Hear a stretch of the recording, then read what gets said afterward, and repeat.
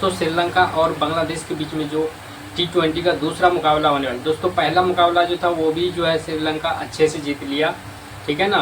और यह पिच पर जो मैच होने वाला धामोला का पिच है, इस पर भी दोस्तों स्पिनर को मदद मिलता है, ठीक है ना। लेकिन याद रखना जो पहले बॉलिंग करे उसका डेथ ओवर का पेसर इम्पोर्टेंट रहेगा। क्यों? क्योंकि देखो क्या होता है कि पावर प्ले में स्पिनर और पेसर बॉलिंग करता है, ठीक है ना। तो पहले जब बैटिंग करे तो उस समय में धूप की वजह से दोस्तों क्या होता है स्पिनर को कम मदद मिलता है।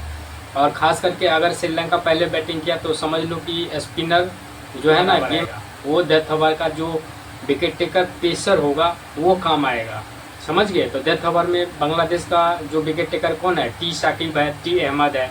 तो ये इम्पोर्टेंट हो जाएगा फर्स्ट बॉलिंग में। दोनों में से कोई एक ही होगा जो डेथ ओवर में बॉलिंग करेगा, ये याद रखना, ठीक है ना। अब मैं आपको इसमें दो लॉजिक बताऊंगा और तीसरा लॉजिक जो बताऊंगा वो सबसे दमदार होगा, ठीक है ना, जो कि हर मैच में अप्लाई होता है।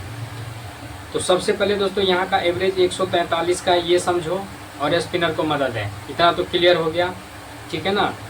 याद रखना अगर श्रीलंका पहले बैटिंग करे तो हो सकता है 180 से लेकर के 190 रन तक ठोक दे, ठीक है ना। ज़्यादा से ज़्यादा 180 के करीब बन सकता है, ठीक है ना, क्योंकि बैलेंस पिच है।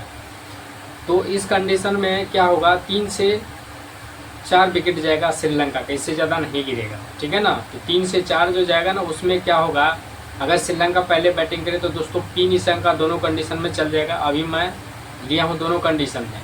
कुशल मेंडिस का 94 जा रहा है, वो दोस्तों सिर्फ फर्स्ट बैटिंग में चलता है, सेकंड में फ्लॉप हो जाता है। तो फर्स्ट बैटिंग में लेना, सेकंड में छोड़ देना, ये फ्लॉप होने की चांस 100% है, समझ गए। कुशल परेरा का सिलेक्शन कम है इसलिए ये 100% चलेगा। टी हृदय ये जो है चलने की ज़्यादा चांस है, अभी 2-3 मैच से नहीं चला है तो चलने की ज़्यादा चांस है, ठीक है ना। अब यहाँ से असलंका और एस हुसैन और रिशाद हुसैन मिराज ये सब बांग्लादेश का प्लेयर है 4 और एक बॉलर इम्पोर्टेंट रहेगा जो कि अभी मैंने टी शाकिब को यहाँ पर लिया हूँ, ठीक है ना। आपको शो नहीं हो रहा है लेकिन यहाँ पे देखो ये है टी शाकिब, डेथ ओवर में बॉलिंग करता है, समझ गए।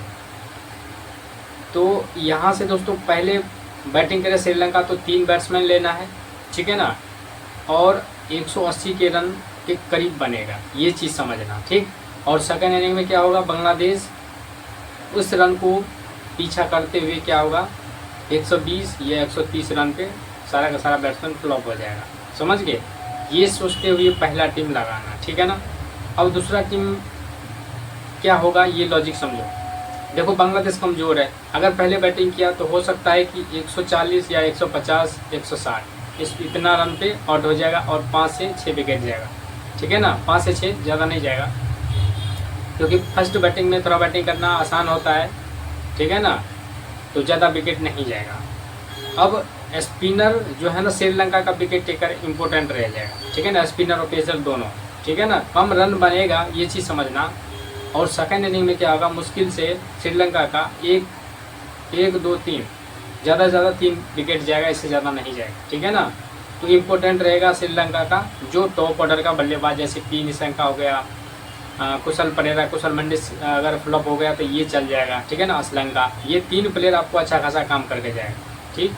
अब दोनों कंडीशन में असलंका कैप्टन बन रहा है, समझ गए, दोनों कंडीशन में, क्योंकि बॉलिंग भी करता है, ये आपको 100% पॉइंट देगा, ठीक है ना। तो यहाँ से देखो मैच दीक्षाना, वंडर सी, रिशाद हुसैन, असलंका, पी निशंका, कुशल परेरा, कितना हो गया 2 4 5 6 7, ठीक है ना। और एक टी शाकिब, 3 प्लेयर का गेम है। श्रीलंका पहले बैटिंग करे तो कुशल मेंडिस को ले लेना, ठीक। वैसे लिप्टन दास का सिलेक्शन कम है तो उसको ट्राई कर सकते हो, दोनों कंडीशन में कोई दिक्कत नहीं, लेकिन लिप्टन दास फर्स्ट बैटिंग में ज़्यादा चलता है, समझ गए। अब इतना तो समझ में आ गया, समझ लो वो सबसे बेस्ट ऑप्शन है असलंका, दूसरा रिशाद हुसैन, तीसरा है महेश दीक्षाना। मैंने दोस्तों क्या बोला था कि महेश दीक्षाना एक ऐसा प्लेयर है जो आपको बॉलिंग भी करेगा और अब पॉइंट देगा, जो कि अभी तक कोई बड़ा गांडा नहीं किया। तो इस पर नज़र बना कर रखना, आपको सबसे ज़्यादा पॉइंट दे सकता है। तो इसी में से आपको CBC बनाना है। तीसरा है मिराज, ठीक है ना। तो ये 4 प्लेयर है जो सबसे ज़्यादा आपको